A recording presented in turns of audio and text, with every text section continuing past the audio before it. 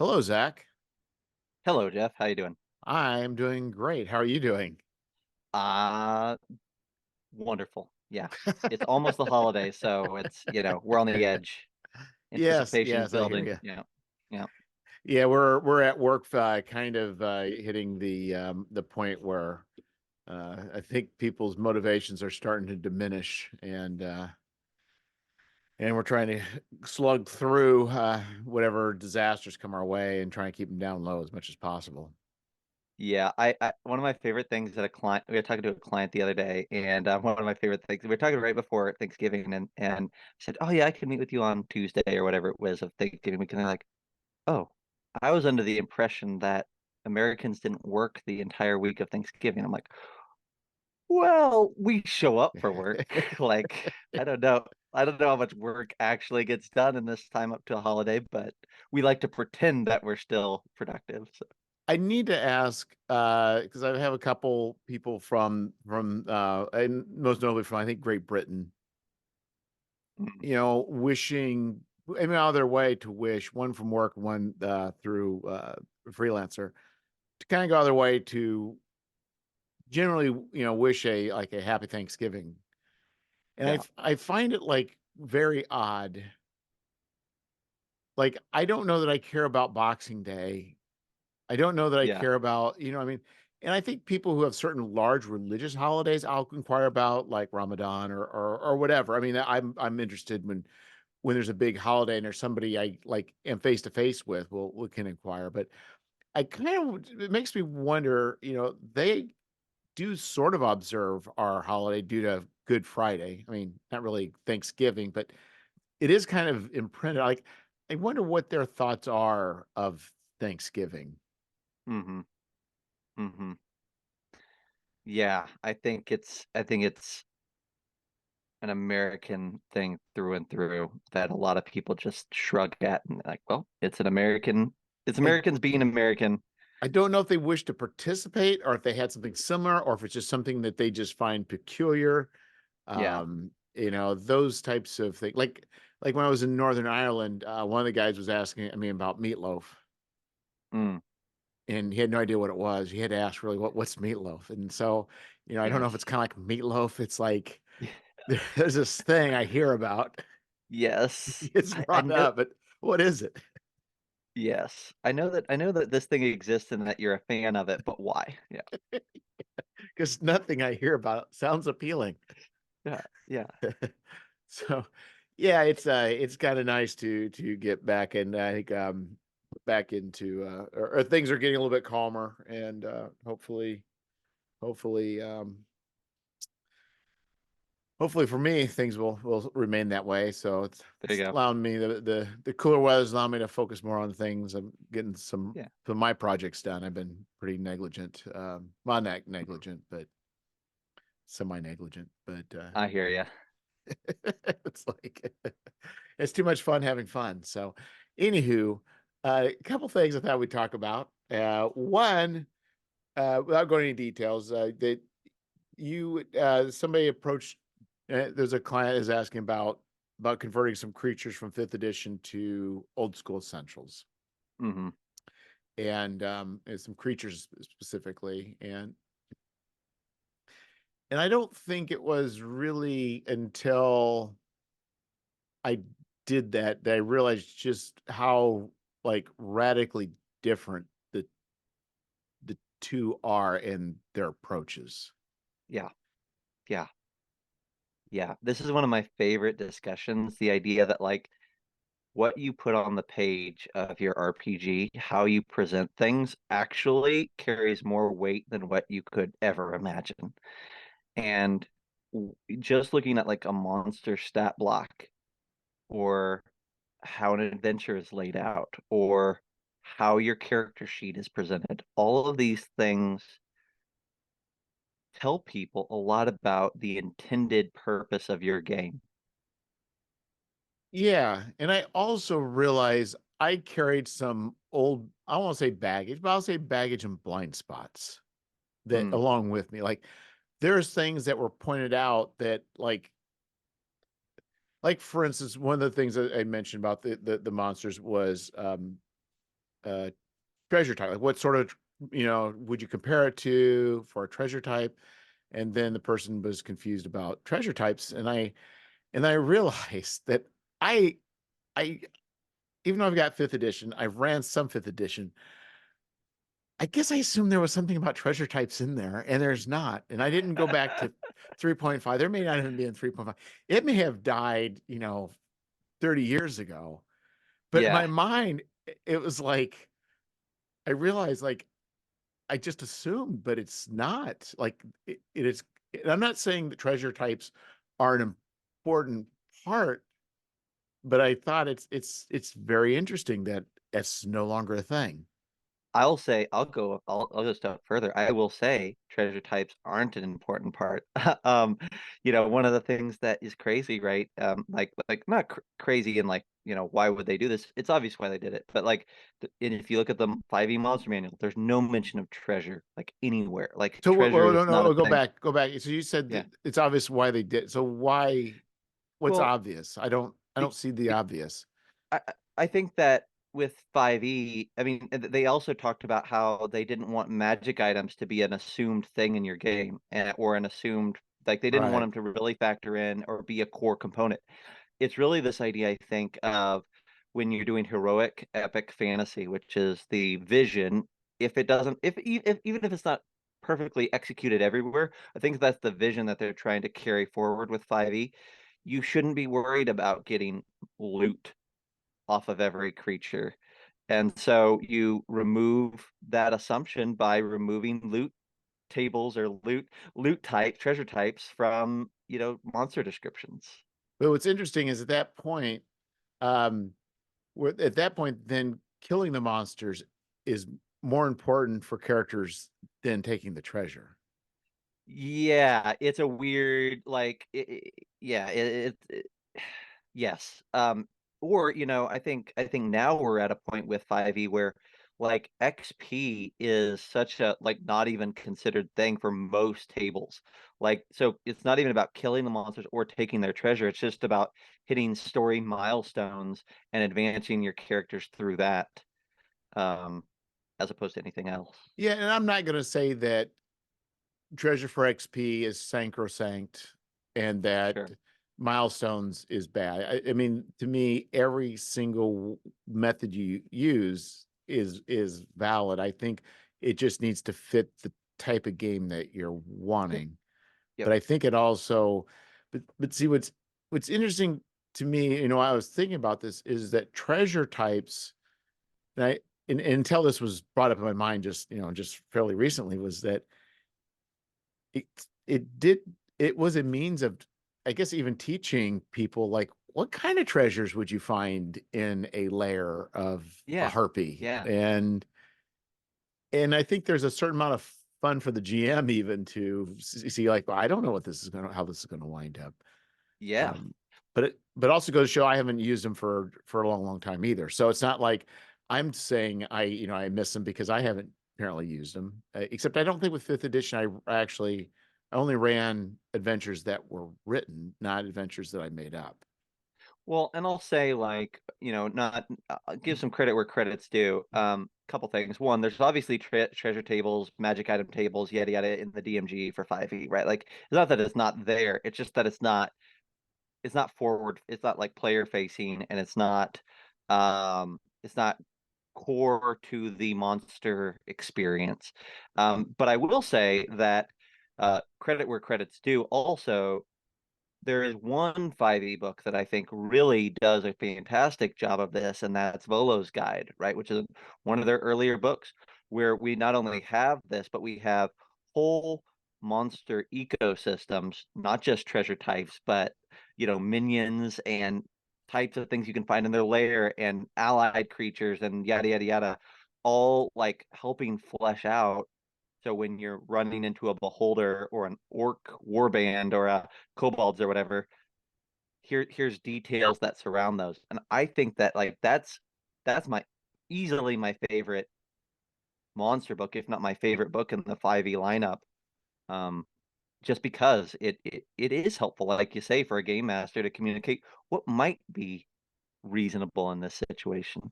Yeah, and I think definitely that aspect is definitely missing from the earlier stuff. And that's where I think that there's not any particular age that's better or approach that's Sure. better. But I think what's interesting is that it became, treasure for XP was a thing, and XP for monsters is very low. Like Yeah. it's not, you're more efficient, so it kind of it does fit more of the sword and sorcery style earlier, less. And I think what's interesting too is and I think with this story milestones, which I think is I think is absolutely valid, but it also it implies that there's a story. Right. And the crossroads, right, which is where you and I found ourselves, and I think we find ourselves here on a somewhat regular basis, but especially on this most recent project, is when you have something that was developed for system A, and then that intersects with a crossroads of a conversion to another system. Yes. And that's really where the differences like get illuminated dramatically. Well, to me, the approach was it could go two directions, and I didn't know enough about the person's project at first. I kind of went with the assumption was, am I taking a existing product and then making it work in an OSE style game, Right. or are they wanting the game to have, or they want the creatures to have an OSR feel, but to play like it would be for a fifth edition game? Yeah. Yeah. Yeah, and I think the answer, right? Anytime you do a conversion, you're not making an OSE conversion for 5e fans. You're making an OSE conversion for OSE fans because you think maybe your story will have an appeal, or your ideas or your setting will have an appeal to that system as well, that fan base as well, or Morkborg or whatever you're writing into, right? Like I think that anytime you do a conversion, it's like, okay, maybe this was originally for 5e people and we were communicating there, but now we got to speak in a way that's going to be appreciated by this new community. That's why it's so hard to do a Kickstarter for multiple systems at the same time, right? Because inherently you've got to communicate to two separate or multiple audiences. And often, if not always, those audiences like to be communicated to in different ways. And one of the person remarked was that the one of the creatures, and they're very high level creatures and quite Yeah. complex in their write up for the fifth edition, but was the idea was that it was intended for like a one-on-one, fight. Yeah. And that just blew me away. Like it just like, I don't know why, but I've never thought of tailoring high level, but I think with fifth edition, from what I've heard, um, that high level characters are they can break the game, and I could see where you would need to have specifically tailored monsters probably to address certain types of, let's say, characters, in a way to be more Yeah. challenging. And I just Yeah. thought, wow, that is such it just was, it just was just, I don't know why it took me by surprise, but it just threw me. Hmm. It's, because that's Well, it not is really, like, oh, go ahead.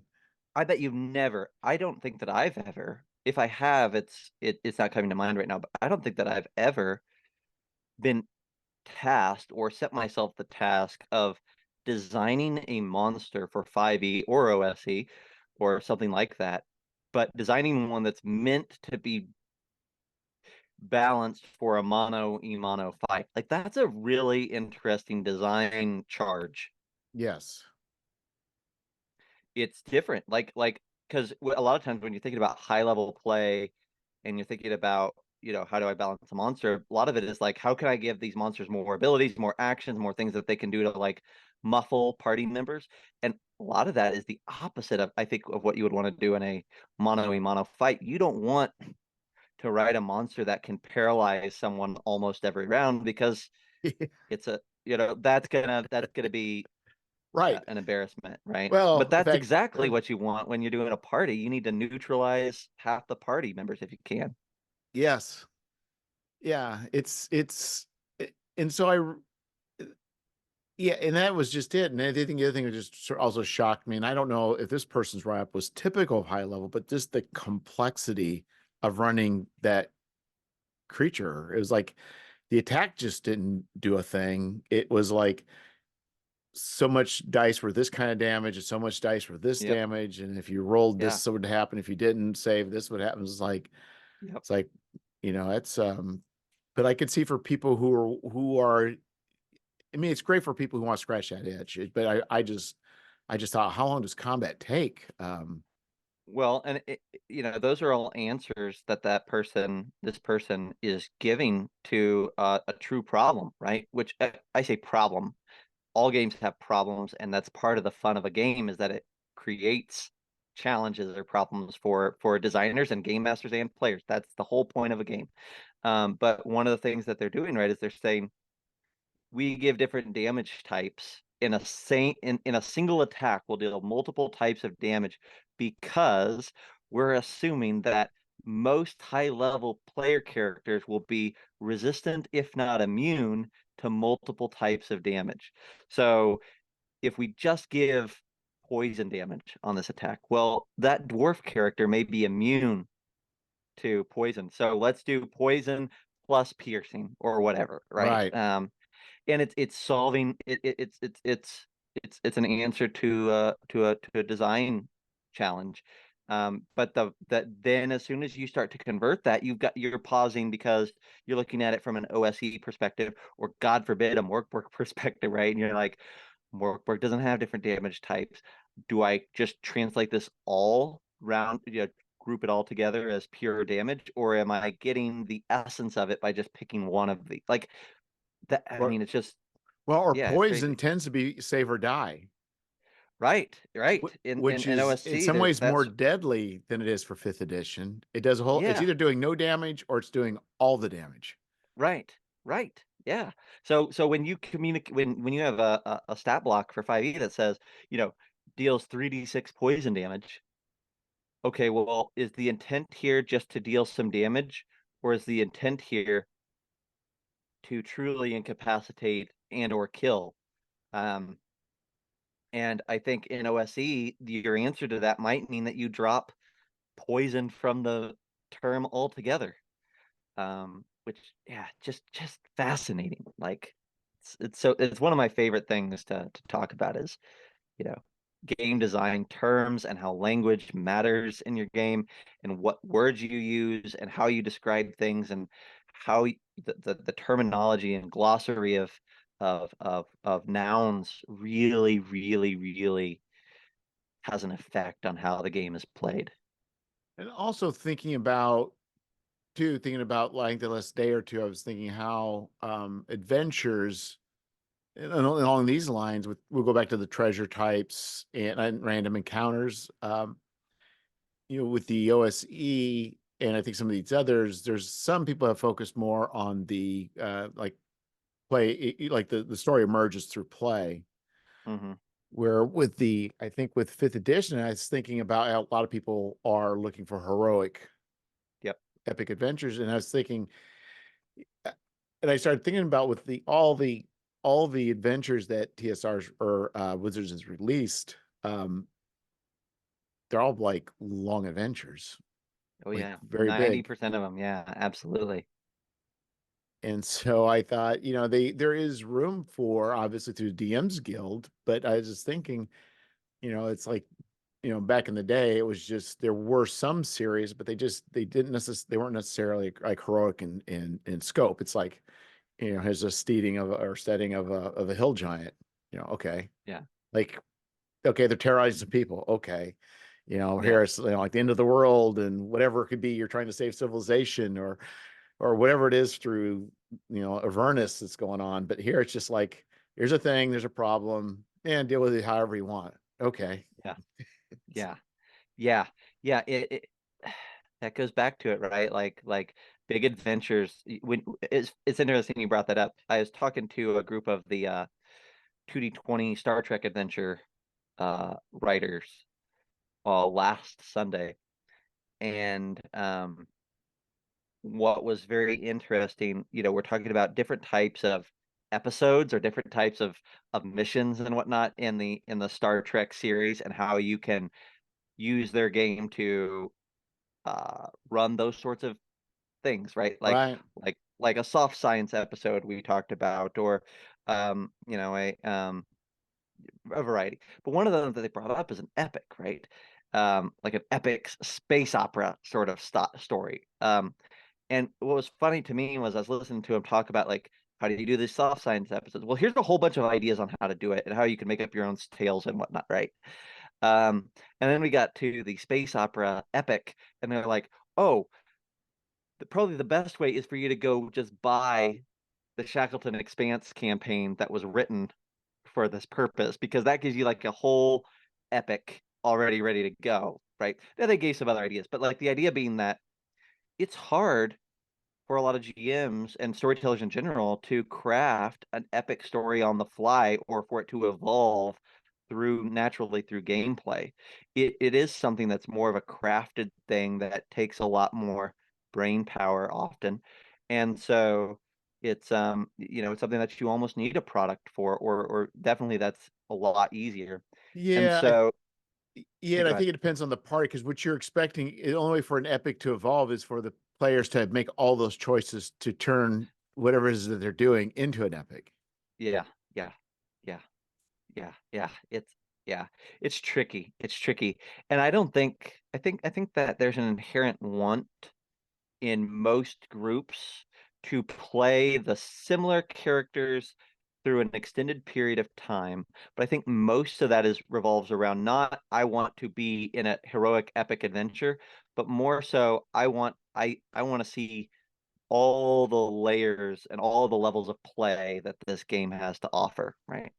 And I think that it's actually pretty rare in non 5e games for people to want that wider epic tale that takes 2 years to tell, um, as part of their core objective.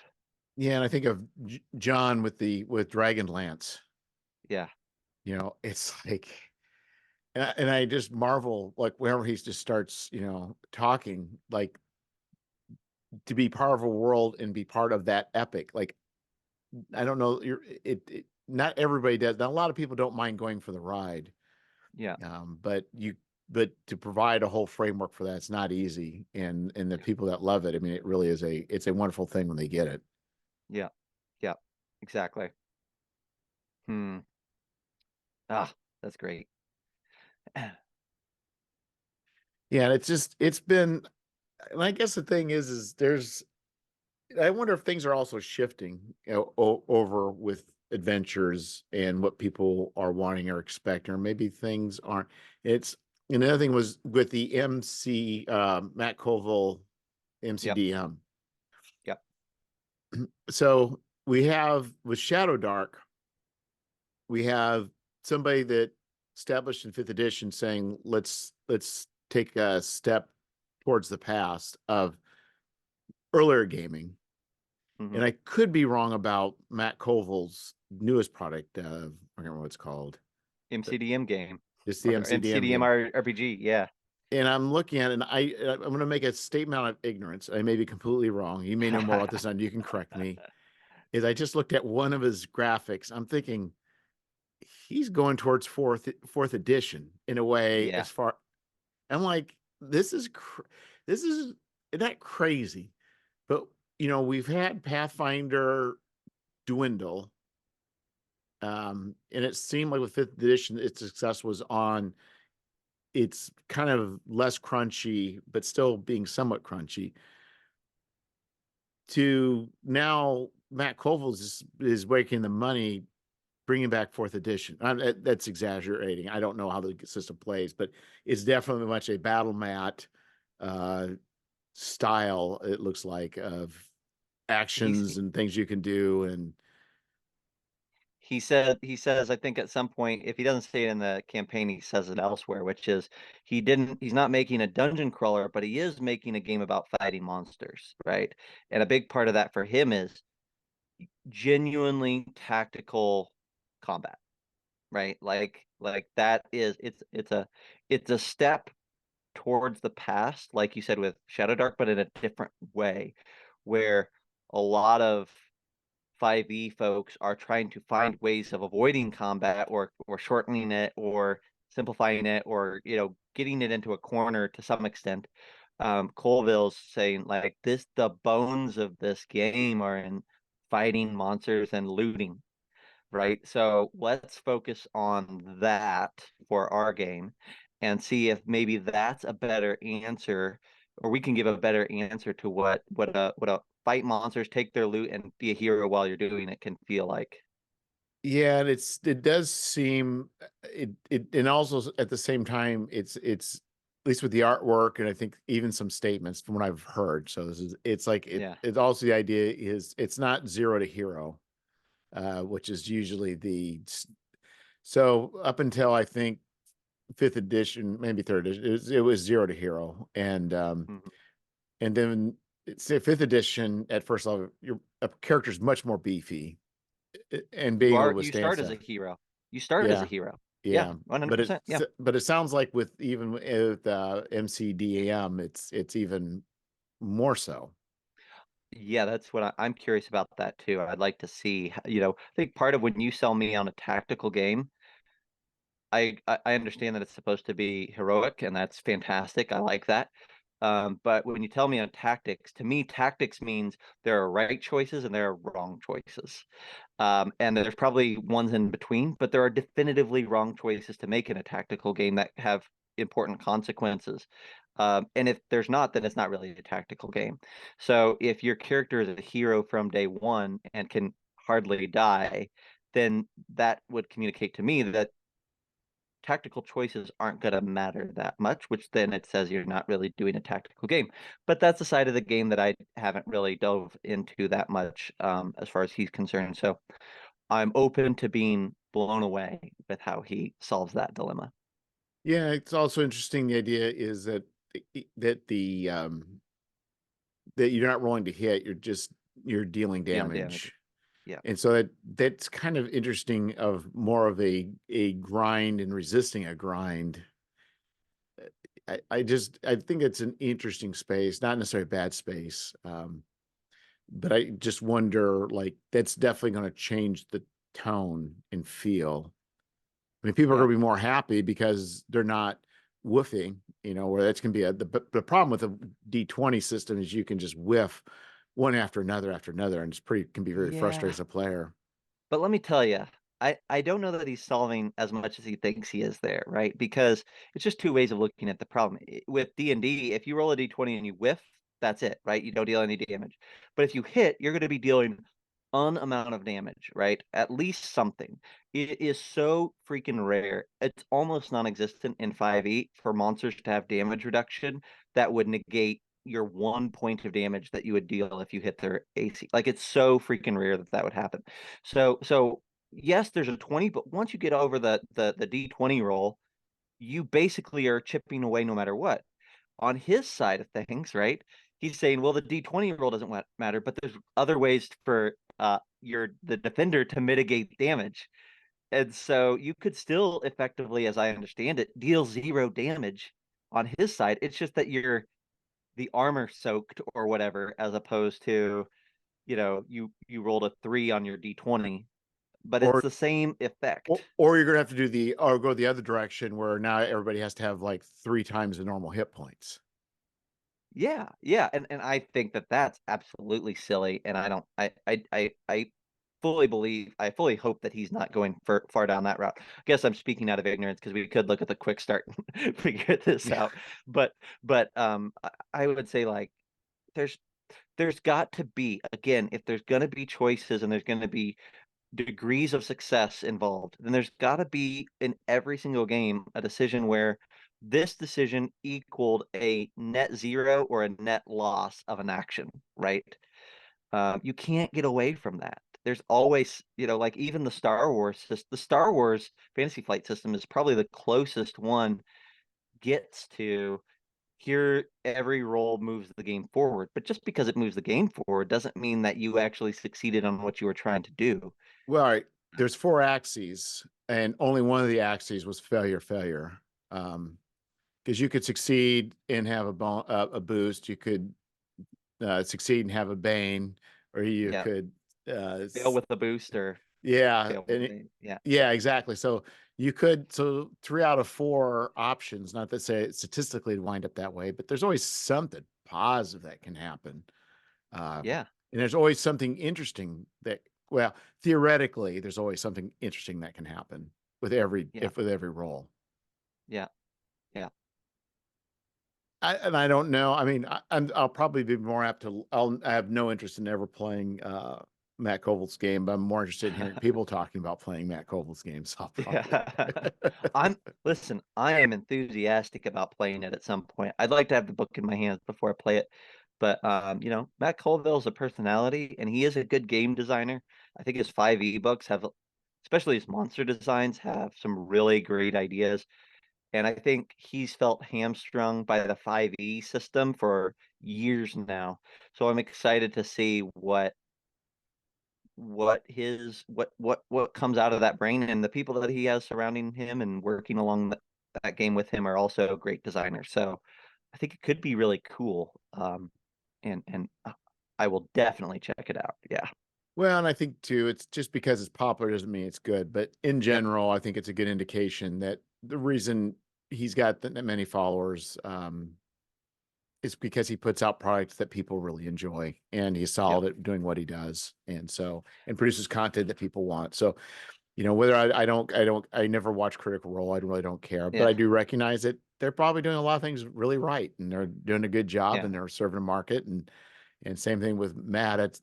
He's not really quite my thing, but you know what? I cannot believe other than it's good at what it does. It just may not be. Yeah. I may not like what it does. Yep. Exactly. Exactly. Yeah. But I think what's healthy to me is I don't, I can't tell that he's doing anything new, but I think the idea that he's kind of pushing in a different direction, it's popular. I find those types of things positive for the hobby. Oh yeah, like the fact that anytime any major celebrity entertainer in our space shifts from D&D in any way to another system, even if it's their own, it's valuable. It's not, I love 5e and I don't have anything like I don't have any major bad things to say about it as a system. I was gonna say anything bad. I'm like, that's definitely not true. But but but but I think that we all benefit and the hobby benefits and the players benefit and the game master benefits anytime you open your lens a little bit wider Yes. and you experience other ways of addressing these the problems of gameplay. And so I'm thrilled when Critical Role puts out their uh, uh, new RPGs and when Matt does his. And every time anyone, I'm like, great, because it's not like you say, it's not going to be for everybody, but it's gonna pull a chunk of an audience that has only ever played D&D and get them to play one other thing. And from my experience, as soon as they experience two things, it's exponentially easier for them to experience three and four and to keep going. Yeah, and that's a good point.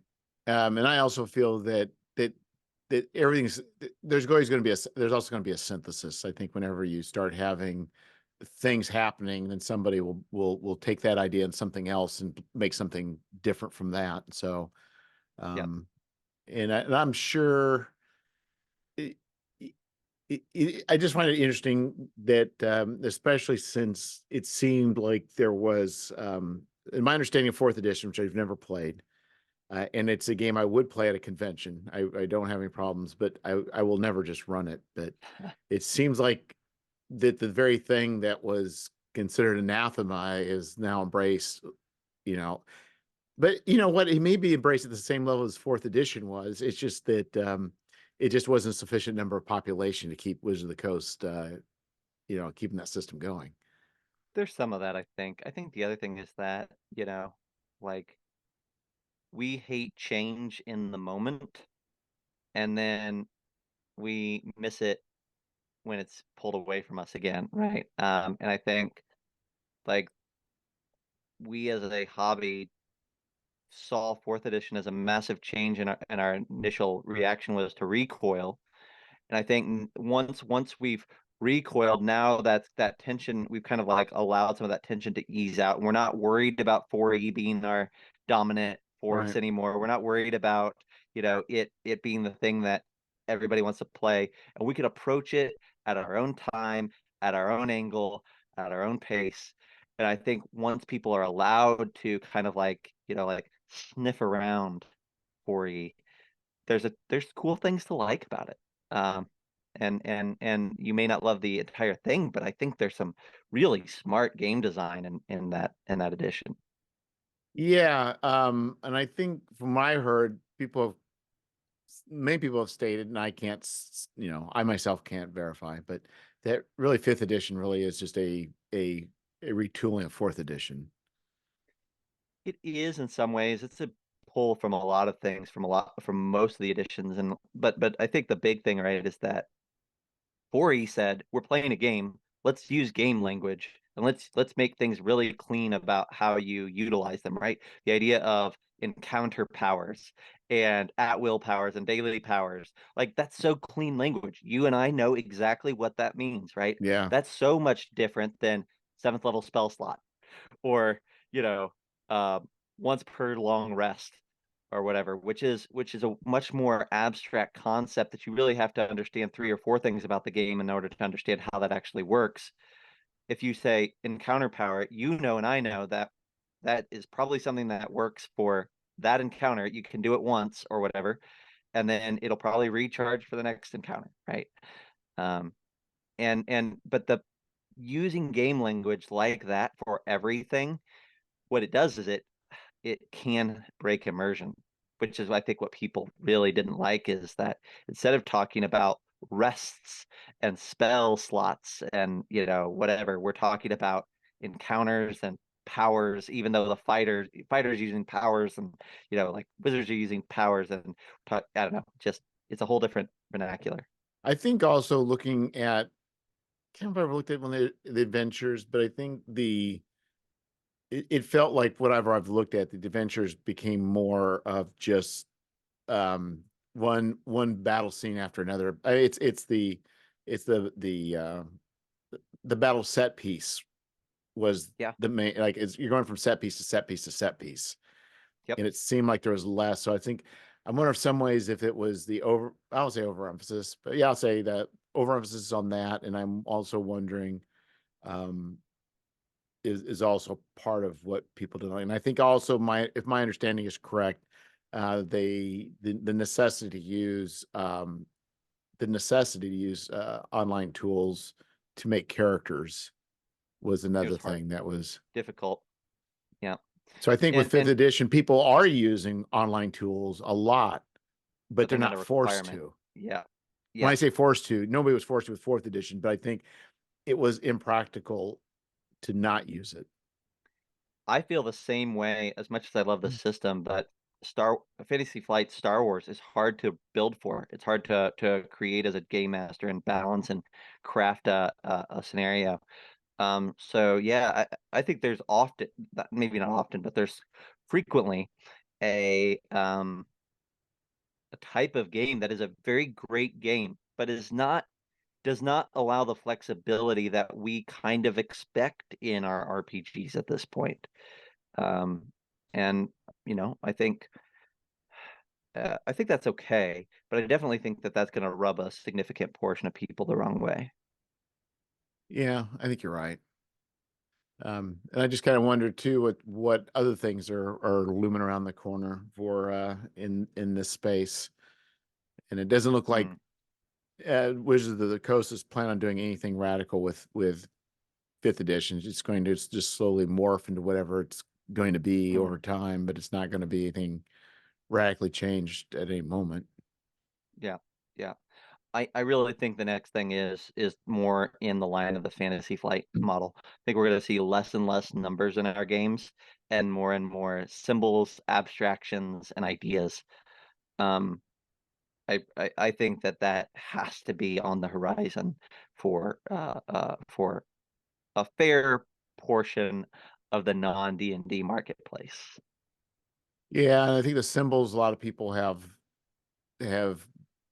balked at. And I find it really strange that in a hobby where people seem to pride themselves in the amount of dice that they buy unnecessarily, Mm, that people would say, "Oh, this is a cash grab.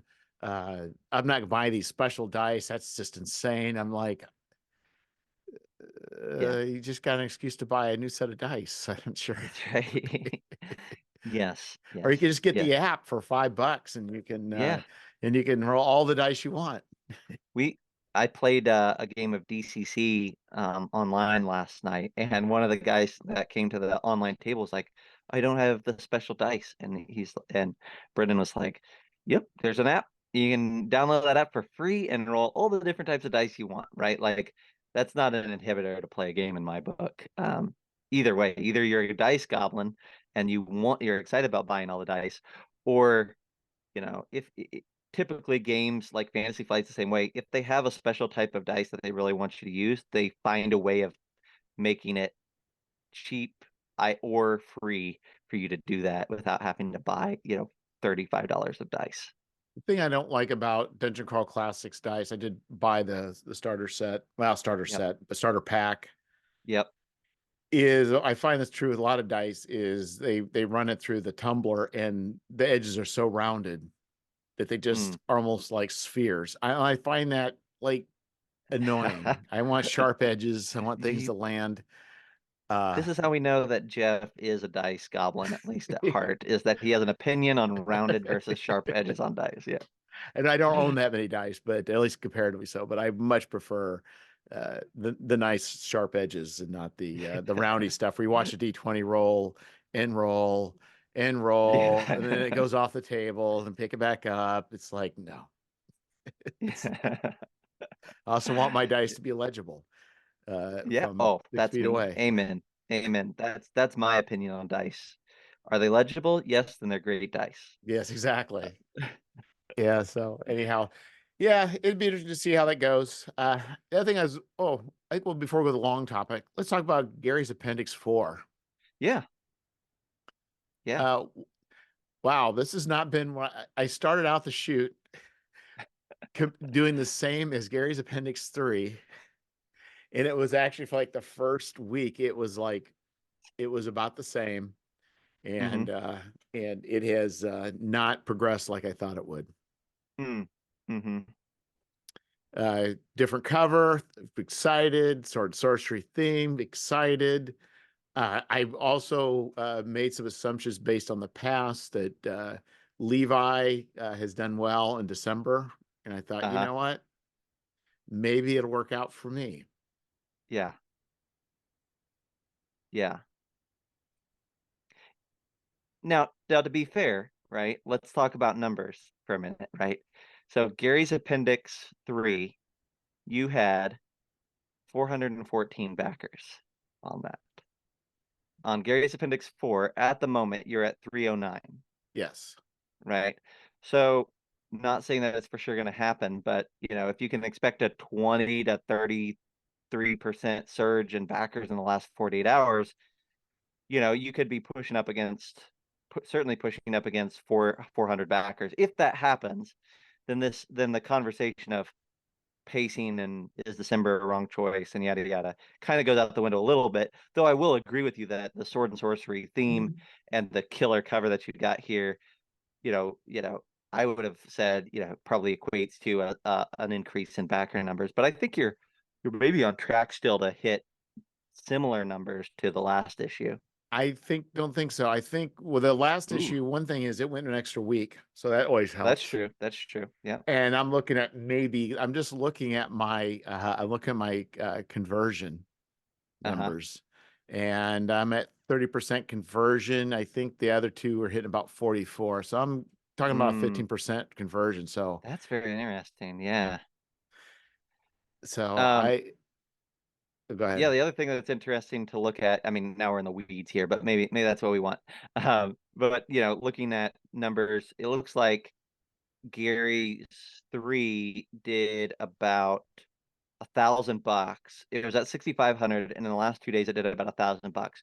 So your conversion rate early on is much higher than average people's, right? Like If you talk about like a lot of the projects that we do, you know, when you see a low conversion at the end, a lot of times what that means is that you communicated well enough up front that you didn't have people that were like, we'll just wait and see, and then backed at the end. So like looking at it, I would say, well, Gary's 3 definitely did that. 1,000 is like, oh man, I'm gonna be wrong here, but it's only about 15% or ish, 12-15% at the end of a surge. Yeah. Um, which is not a bad thing. It's No. just that it's just that you know, the curve is different. And when the curve is different from a project to a project, it's hard to know what you're doing right and what you're doing wrong, and how to address those things. I th Um, Yeah, it's those are things that people go through. It's like, is it the time? mhm, Is it the number of appendices that are coming out a year? mhm. Is it, like I say, doing Christmas? Um, I don't know.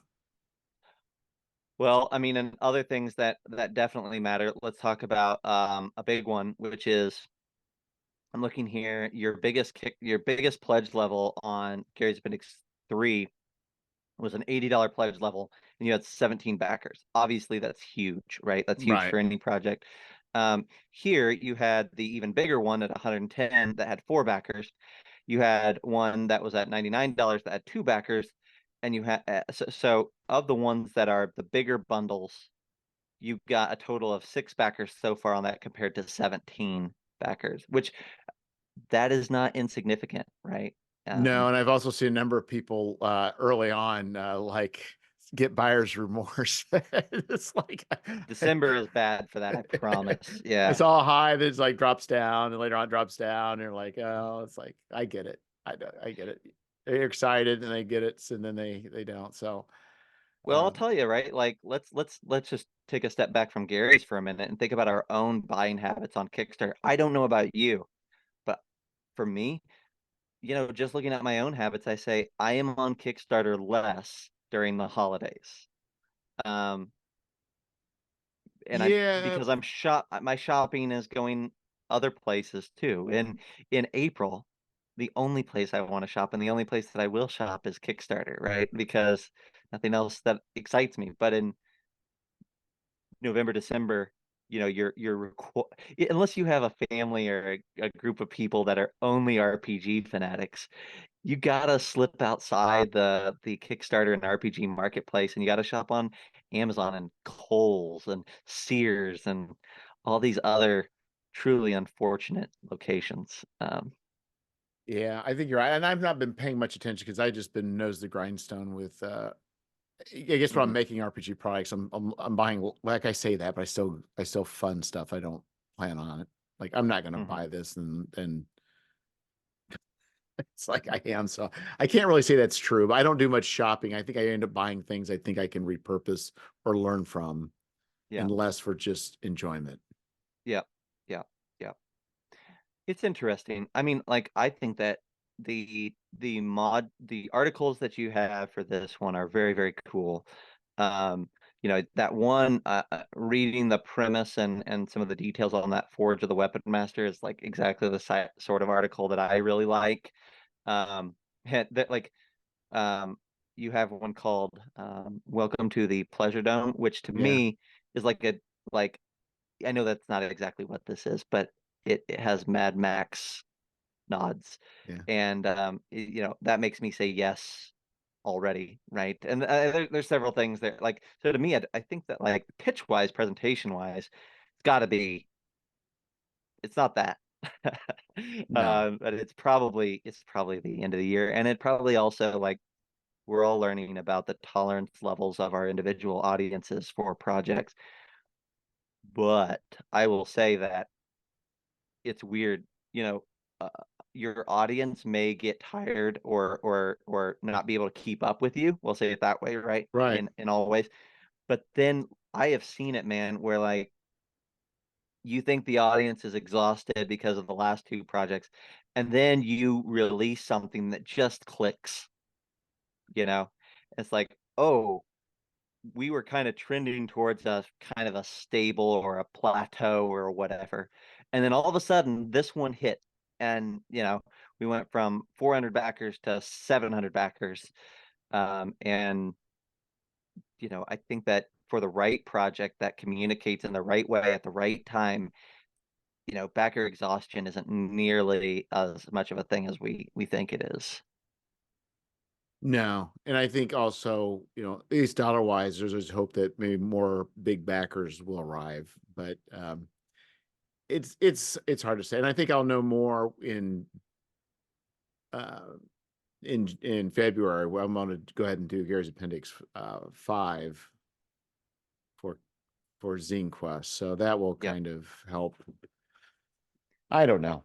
I Yeah. think for those out there, it's like, especially people thinking about getting the Kickstarters, it's such a mind, it's a self-doubting spiral you can get into. Here, let me add another fuel to that particular fire. Eh.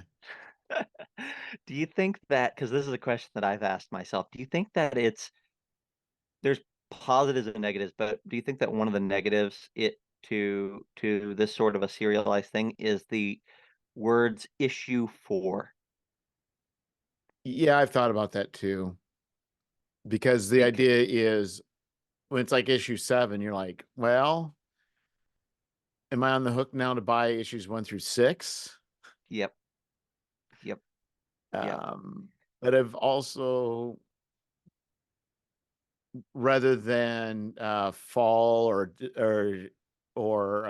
winter of 2023, Yeah, um, that's a yeah. good question.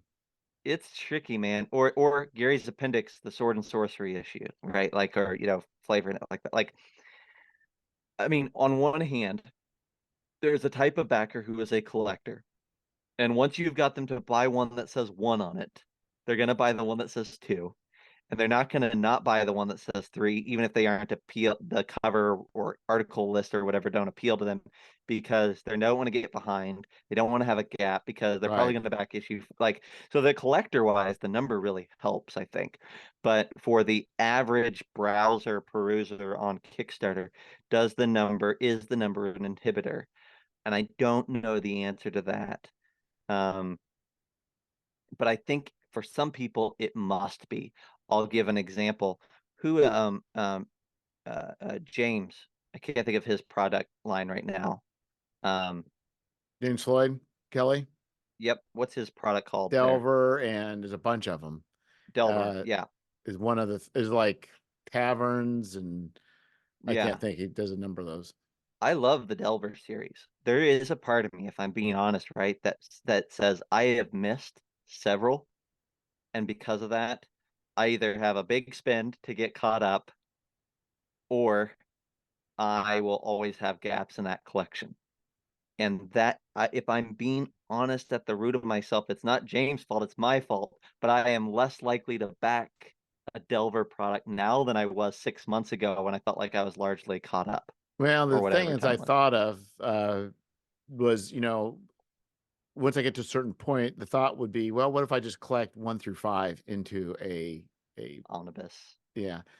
But then I've not talked to Trevor or Stamper about this, but he told another person, like, don't do that.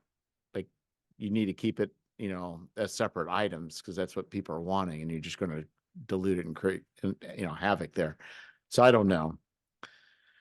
I don't I know. think, and I think that probably varies from system to system and community to community, which ties us back to what we were talking about before, right? Like, um, for OSE, what does the OSE community like to buy? Do they like to buy zines? Do they like to buy hardcovers? Do they like to buy massive hardcovers? Do they like to buy, you know, bite-sized content? Do they like to buy anthologies? Do they like to buy sandbox? Like, knowing what that audience really likes, probably, if you determined, hey, the OSE audience loves X and I can compile and turn these zines into that, the answer is go for it. But like, so as an example with 5e, I always say if you're doing 5e zines or 5e digital only content and you can compile it into a hardcover, you should. Because the Right. 5e crowd loves hardcovers and kind of despises almost every other type of format. Um, and Yeah, I so agree. there's some good questions there. I think that there's probably not one answer that's gonna fit for everything. I think the other thing though, if we're talking about that is, you know, if you buy excess inventory to sell through with your zines or with your issues, right? The moment you put out an omnibus or whatever, you now have to sell through in two different formats, and it's going to take, twice as long for both. Um, so if I were going to do it, and I'm certainly not not the one to encourage you either way with Gary's, I would say, well, if you're going to do that, then probably I would start tapering off your quantity purchases per issue for zines in excess so that by the time you're ready for the omnibus, you've sold through plenty and the zine Yeah, can kind of be the phased out. fortunate thing is with Mixam, their pricing is not the price per issue doesn't change that much. Right, right. And the shipping does scale with the quantities. Yep. So I've tried to keep I did probably order last few things maybe a little higher than I needed to, but I try and keep the quantities fairly Yeah. Yeah. low. It's very reasonable and you're absolutely right. Unless you're gonna order like five, 600 plus, you need to just order what you need, order a few extra, plenty extra. I should say plenty, but you don't have to get worked up about it. Um, yeah. Yeah, it's interesting. So yeah, we'll see what happens. It's just a I know a lot of people who are also kind of going through similar types of things. It's hard to know. Hmm. And and there's so many factors of how things work that we're not aware of what Hmm. can cause, whether it's just, it's kind of like with just we think of a bunch of individuals acting randomly, but it's probably like all buying habits that there are group thinks and why things people do certain things and certain feelings of either positives toward the economy or negatives towards the economy or those types of things that people are dealing with. So anyway, enough of Gary's. And I Yeah. I upgraded. I was in the basement, so I decided not to show my laundry room. I put this graphic up, which is very Okay. astute that somebody I would finally actually do something marketing wise for my product. But then also I realized too that I did it here just about an hour ago. Um, the Kickstarter is going to end before anybody sees this, so it's too late. They can order it still, and you're fast on the turnaround. So, by the time it comes out, knowing you, they may Yeah. be able to buy it in the web store. So, Yes, yes, exactly. Yeah. but Yeah, so yeah, it should be yeah, actually I've got the second set of proofs coming, so I should be ordering final copies here in a couple weeks. nice, nice, fantastic. Yeah, so the thing is also, well, one of the items was I told Zach before he started that I had three things I want to talk about. Last one was running convention Mm, adventures. By convention adventures, I mean um I guess so. World of Game Design for other companies will run. I guess I don't know how to describe it. It's not Adventures League. 'Cause that's what would be the term for what what it is that World of Game Design does here. my term would be organized play. Organized play. Yeah, that's right. That's what Yeah, Goodman Games, I think, would not Goodman, Baldbit Games, organized play. yeah. So so and I got to participate. You kindly asked me to show up at Gen Con and be part of the organized play. You kindly accepted. Yeah. Yes, So, and it was a fun experience, and it was kind of interesting to see behind the scenes, and then also seeing the things that are going on, and it feels like there's been a pretty large shift for uh, for um, for world of game design, and I'm yeah. also wondering is like is it a shift? I know you guys are still doing fulfillment for me and such, but Hmm. it seems like is there less emphasis on Kickstarter and more emphasis on organized play, we'd say at this moment? Um, no, but that's a good insight, or that's a reasonable insight for you. I think what you're seeing there is a couple things. One, um, unfortunately, we got behind on a few of our Kickstarter projects. in the second half of this year. And so we kind of said, pump the brakes. We need to take care of these, get these kicked out, which we're almost in the clear now on that side of things. We're getting rapidly closer across several projects, which is very exciting. But we dramatically slowed down how many we were doing because we didn't like the feeling of we got to keep moving forward and these other projects will just have to wait, right? The ones that we've already funded are just going to have to delay again. So there was definitely some of that from our own internal stuff. Um, for what you probably are sensing and definitely is true is that I myself shifted heavily to conventioneering and organized play for the last few months of this year, and then looking towards 2024.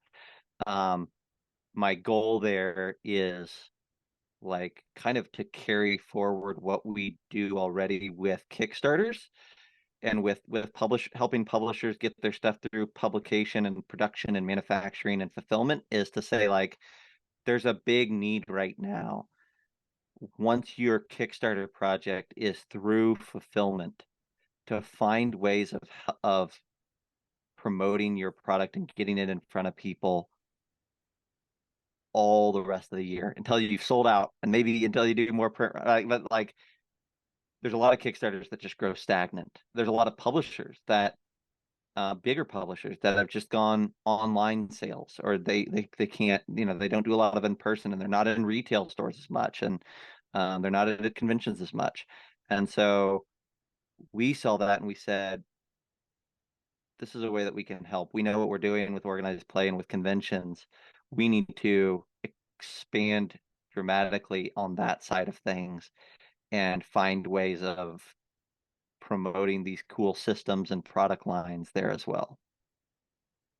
And I've also noticed and I would always guess that there are logistical issues.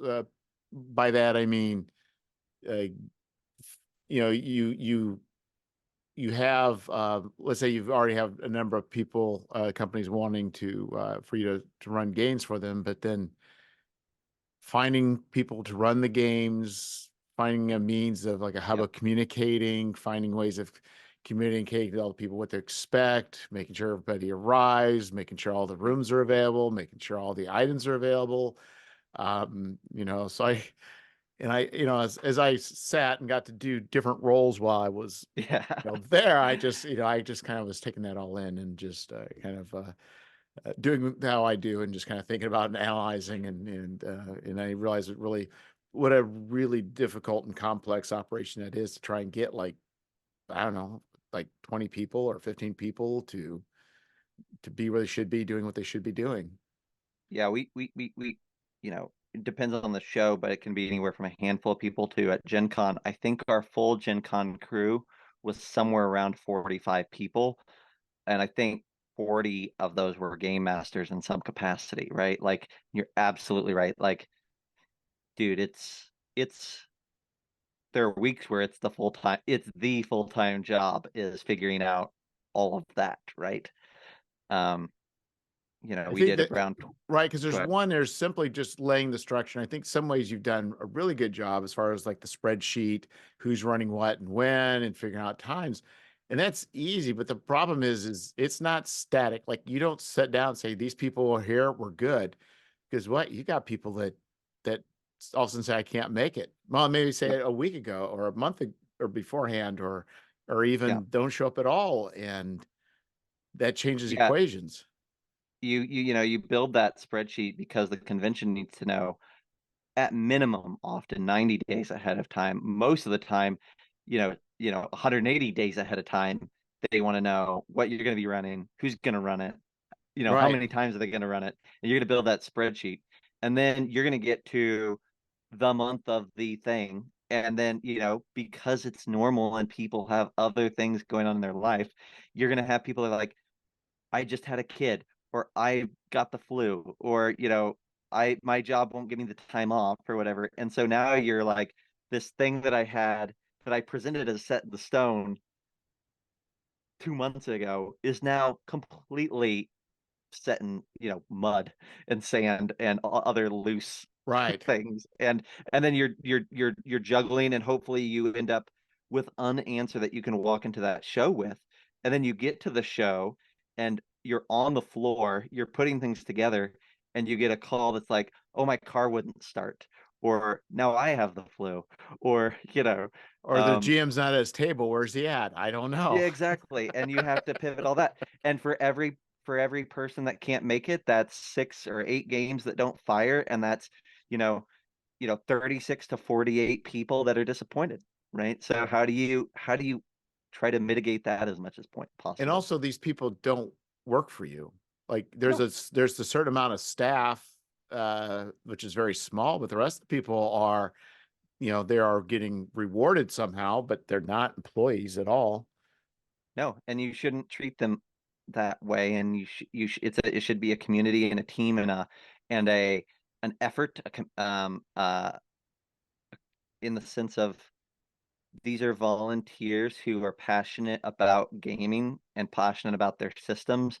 And, either they love what we're doing, or they love what a client's doing, or they just, they love that convention. And for one or all of those reasons, they're willing to give you a chunk of their time and for an amount of compensation. But at the end of the day, like, that's a whole different relationship than I'm giving you $1,000 and you're going to work for me for 5 days. Right.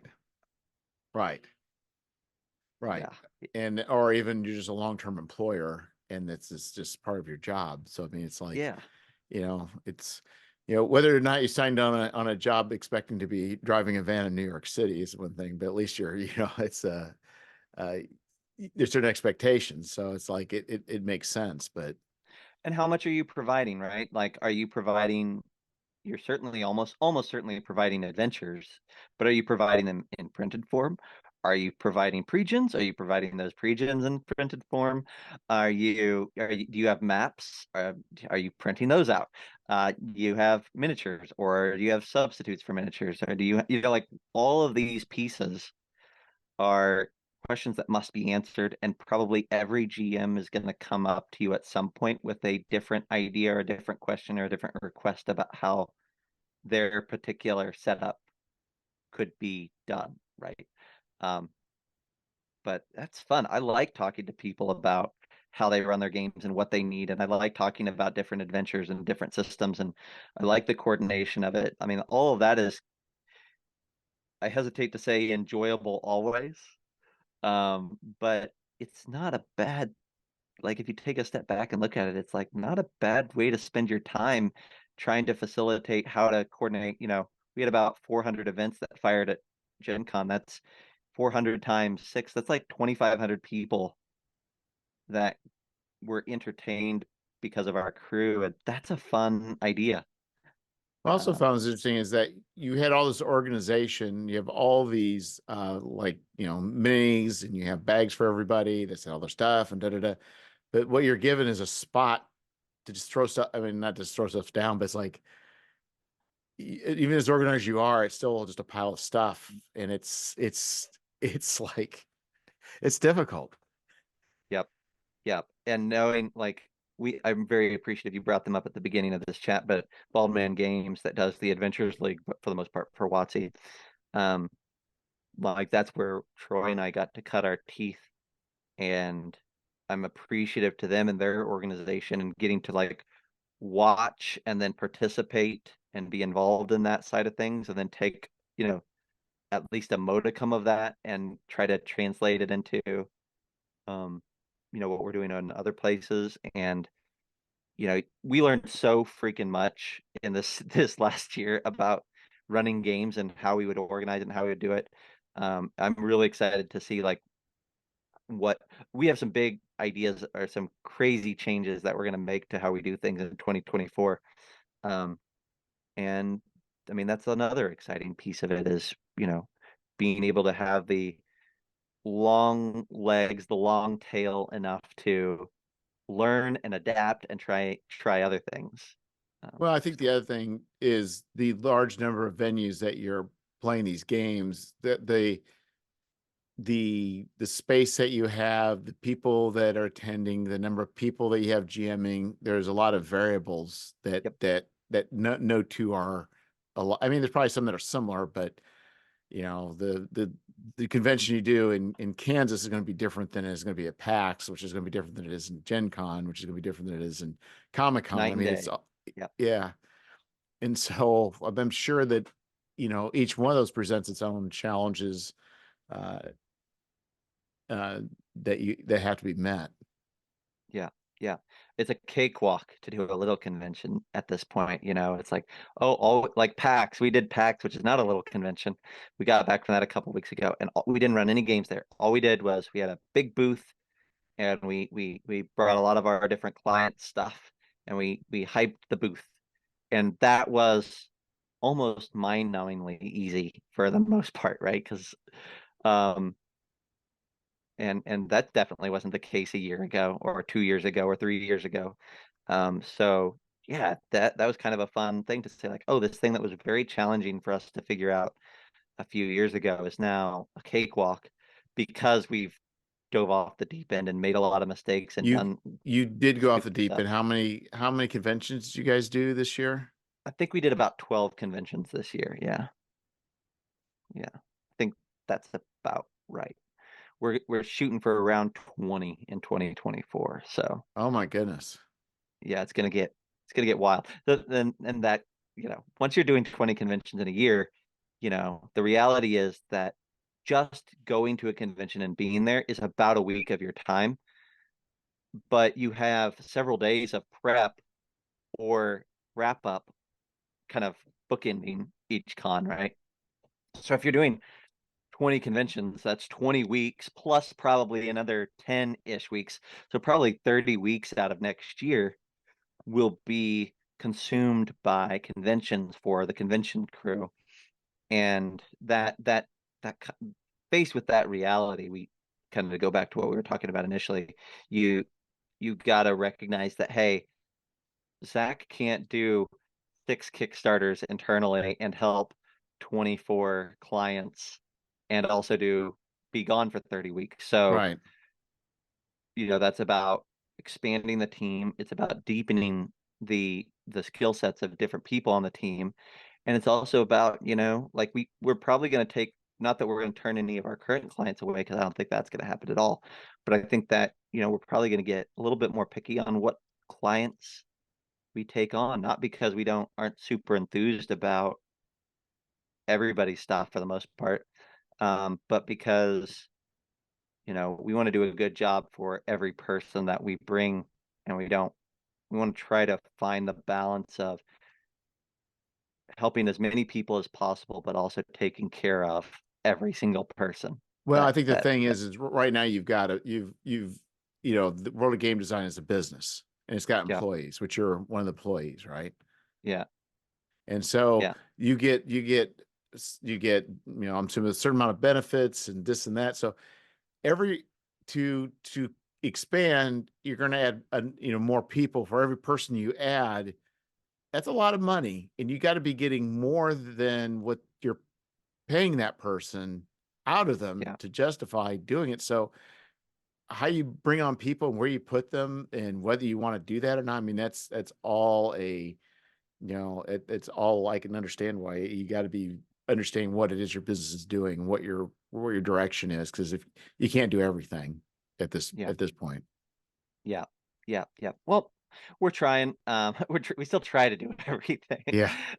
But I'll say, like, a big target for us, and you've seen rumblings of it, I think, but a big pivot also in 2024 for us is really finding ways online, and in retail, of selling through not just our product but our client's product. Because from the get-go, day one, our mantra was, you know buy more than you need for the Kickstarter, because the worst thing you can do with your Kickstarter is make just enough to fulfill it, and now that's all the money you've ever made is on that project, right? But the problem with that supposition is that you must have a way of moving that excess inventory. And we think that conventions are one of those. And we have other, we've done great things, I think, with BackerKit and with some of the other ways of selling through product for ourselves and for clients. But I think that there's a couple more horizons that we're going to push hard on. And I think the goal there is going to be to continue, like, we want your inventory with us to feel alive Yes. and not something that you just forgot about because nothing was ever happening with it. And so, maybe it takes 5 or 6 different vehicles, but if we can find 5 or 6 vehicles that all will pull in the same direction, and we can start turning, not just books at conventions and books here and there on backer kits and things, but if we can find ways of saying, hey, Jeff, we just, we sold 30 books this month and 10 of them were at cons, but 20 of them were through these various other platforms. I mean, that's only a win for everybody. So, um, finding those answers, I think, Yes, is because I'll also say, big. even for me, I mean, I haven't been pushing it elsewhere, but the by far the largest volume of sales is the Kickstarter. Yeah. But I think having other means that are active um, And here's the is thing, her. Yeah. for you to go off and find those things is definitely something that probably you want to do or you have an intent of doing. But you as a single creator only have a finite amount of time to create and publish and promote and yada yada yada. And the end result will only affect your product. So it has a it has a finite determined amount of reward potential, right?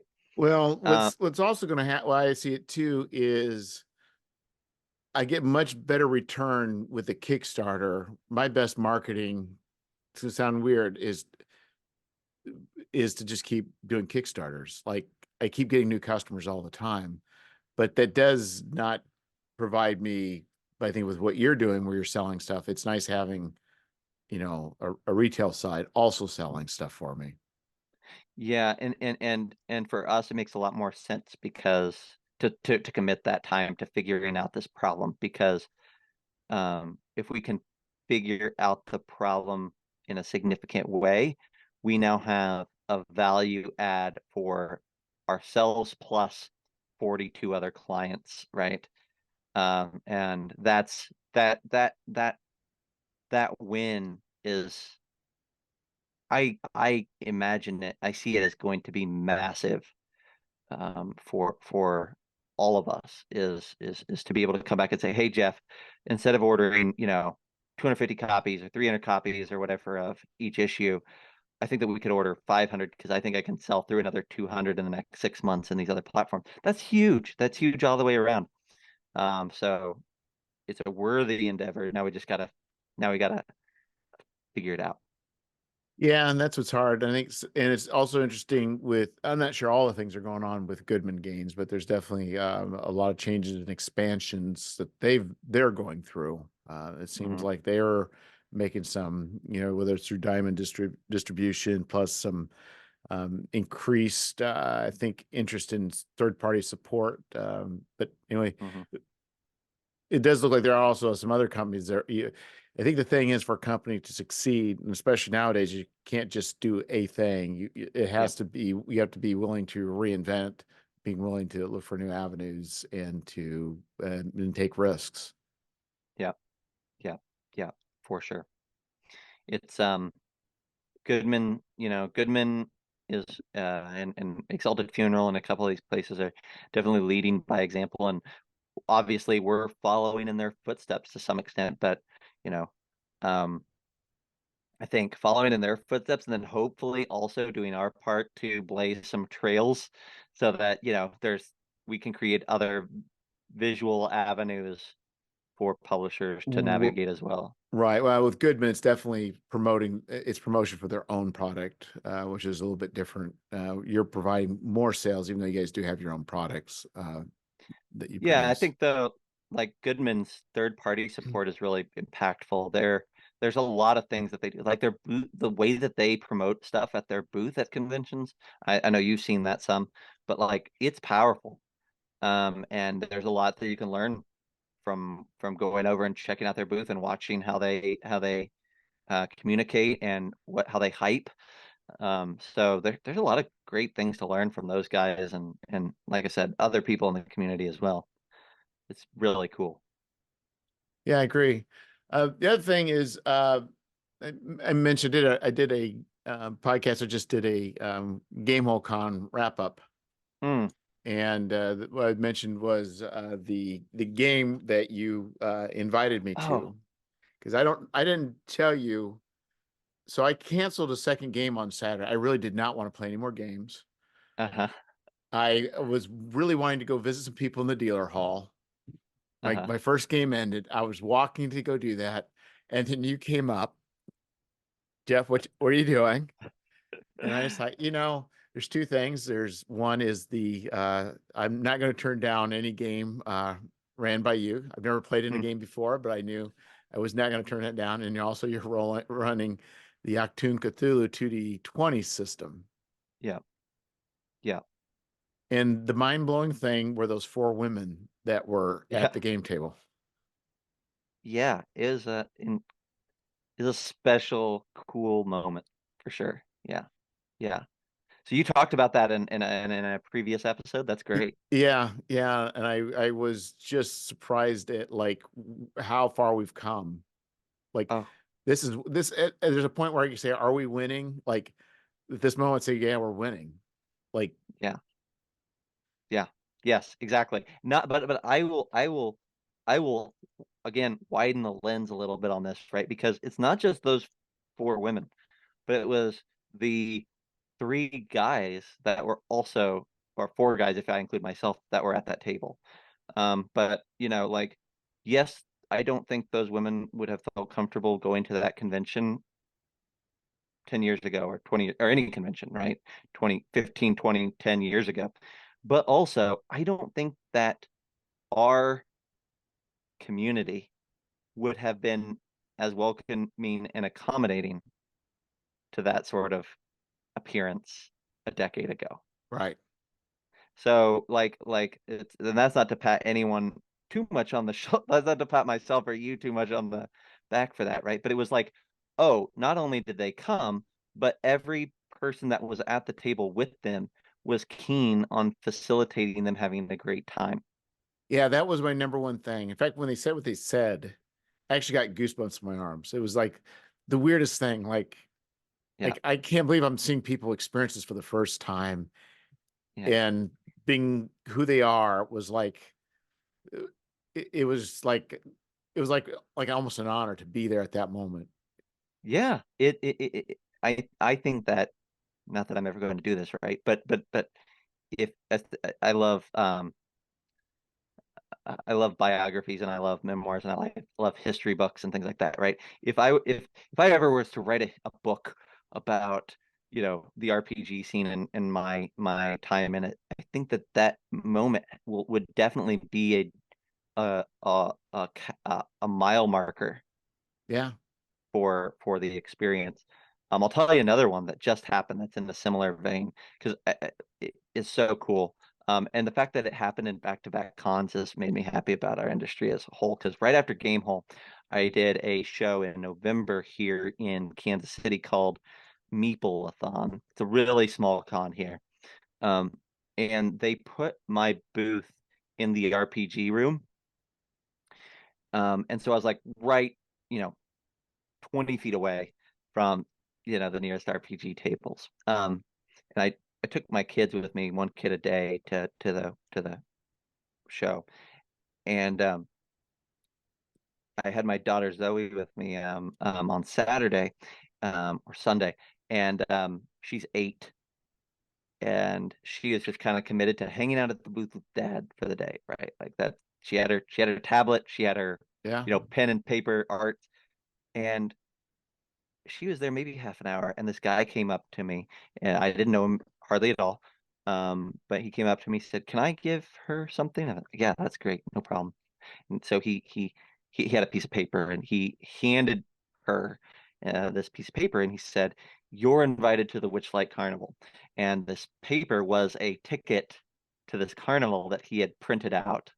And the Witchlight Carnival is a D&D campaign book, right? Okay. It's a Fey carnival um, campaign. And so he's like, "You're invited to the Witchlight Carnival," and she's like, "I don't know who you are." Like Right. that's the idea, right? Like you're a Stranger stranger. danger. Yeah, exactly. And he's like, we're going to be playing D&D over at the table just 20 feet away, and I thought that maybe she would want to play, um, if I should have space. And she was like, nope, right? Like hard pass, stranger danger, like you said, right? Like I don't know this person, whatever. Um, I let him go back to his table, and then I said, "So, do you want to go at least look at it and just kind of check it out?" And she said, "Sure." So we walked over there, and he's got maps, he's got minis, he's got pre-gens, he's got all sorts of little tchotchke like handouts or visual aids or whatever. Like he's putting in work, right? And I said, "Well, talk to us a little bit." I knew what Witchlight Carnival was about, but I was like, "Talk to us about Witchlight Carnival. What's the premise?" And he's like, "Well, it's a fairy carnival, and you're going to be, it travels across the dimensions, and it does this by using unicorn horn magic, and there's some villains that are trying to steal the unicorn horns from the carnival, and your job is to stop them. And that's the adventure." And Zoe's like, "That sounds very interesting." Yeah, unicorn horns, Yeah, exactly. fairies, carnivals, Yeah. right? So she's still like very hesitant. I said, "Well, maybe we'll wait till we see who comes and sits down at your table, and we'll talk about it." Ends up being that there's a family that comes to play, and Zoe's starting to lean in, and she's like, "I think I want to do this." So we go back over there third time, and I'm like, "I think that she wants to play." Um, and So we start looking at the pre-gens, and these are sixth level, often multi-classed pre-gens, which I would argue is not the family-friendly, No. beginner-friendly way of doing this, right? Yeah. Um, but is the way this man had chose to do it. And he's a nice fella. I'm not saying anything bad about him there, but definitely not the way I would have done it. And so he's like, I want to play this. And so she picked Frodo Wise, the halfling thief. She's gonna play this character, sixth level halfling thief. And I said, "Well, she kind of knows how to play D&D. She can read, she can do math. Good luck." I gotta go back to the booth. And look, what was cool is she sat there for a 4-hour session without dad, without help, um, and played this character. And that guy ran a fantastic game, and the family, the other people at the table were great. Like basically, I watched from 20 feet away as a young a young girl, a young family Right. were given a fantastic experience by a guy at a con, and nobody knew anybody.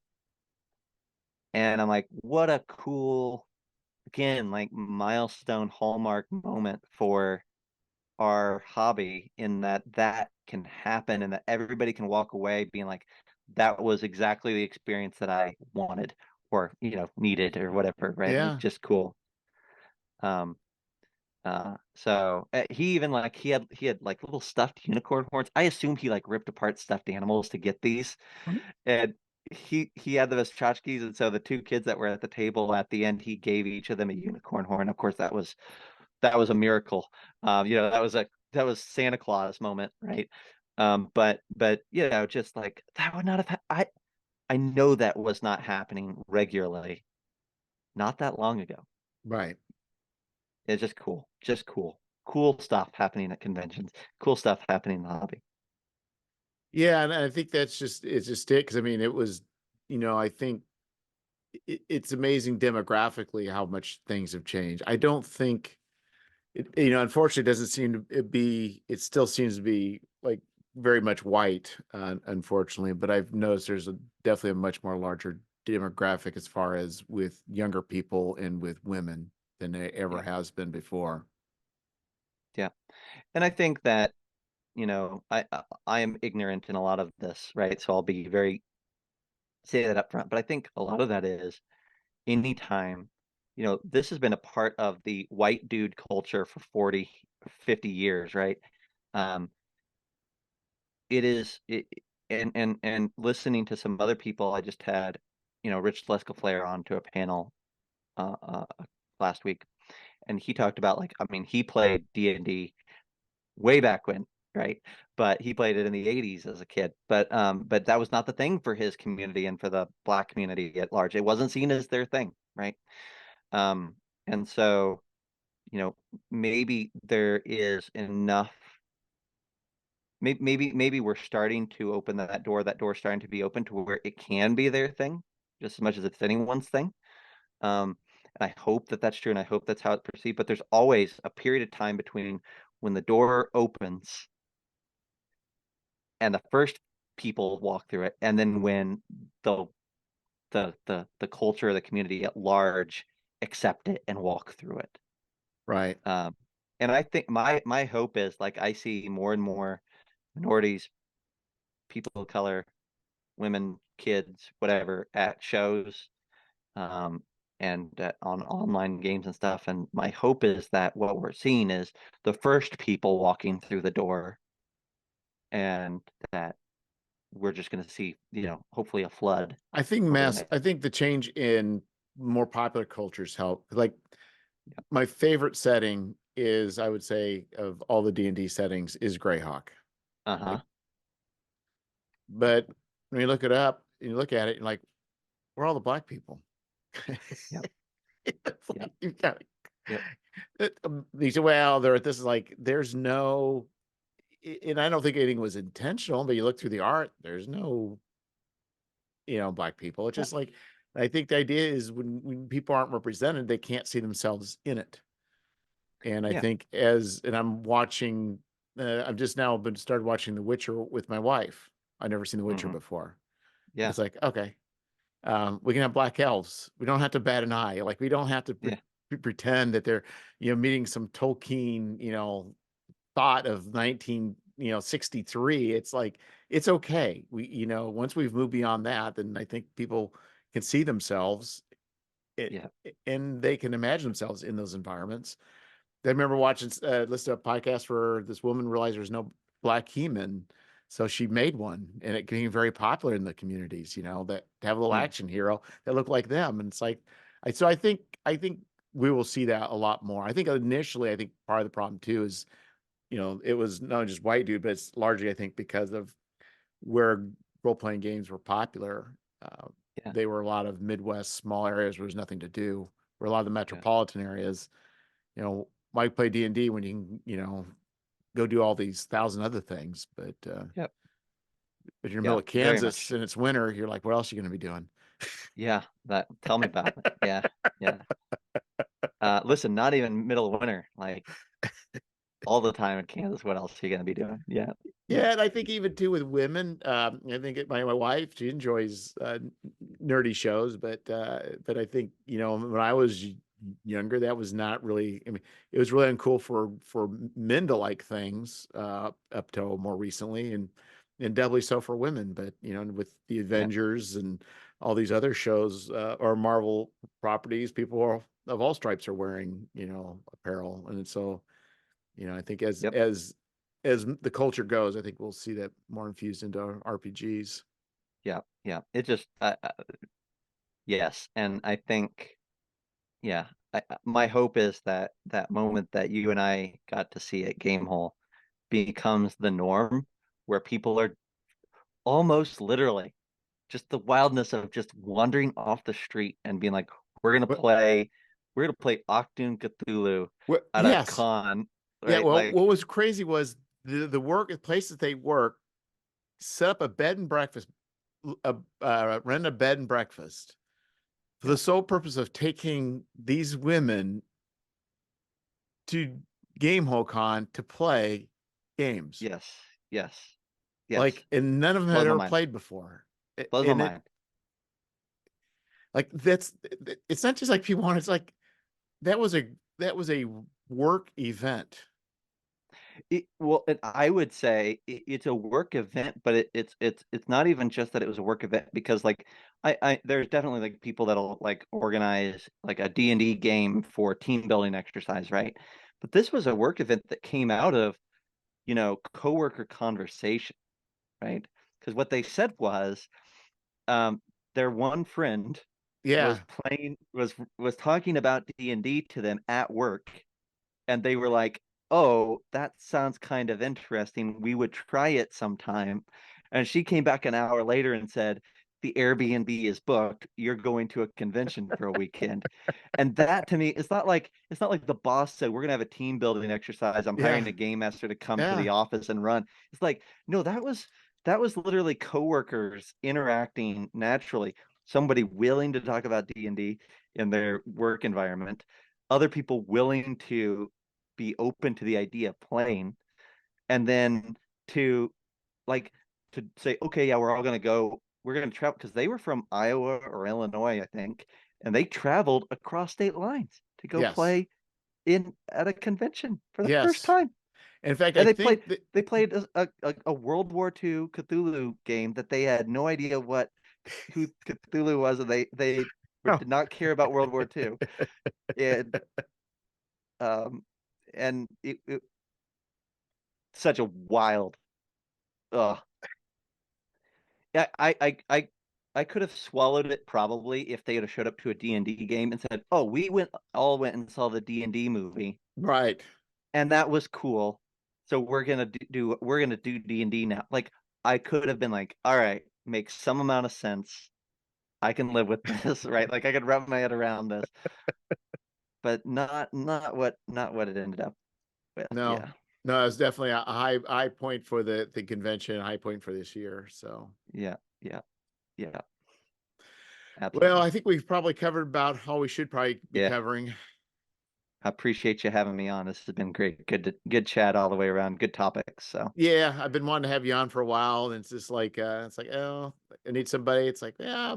Well, the thing is, I've been hesitant because I know you've been on a busy convention schedule, and then when the convention schedule, because I get notifications every time you run a Twitch show, and I'm like, this guy yeah. is twitching all the time. I'm like, I hate to impose, but I thought, I'll leave it to you to say, yeah, I'm No. a little busy. Listen, to you and to anyone else that does a podcast, impose. Because I love podcasts. And I will sit down and chat with anyone at any time, the drop of a hat. Like let's talk about RPGs. This is my happy place. So thanks for having me on, Jeff. No, thanks again, Zach, and until next time, take care. Yeah, take it easy.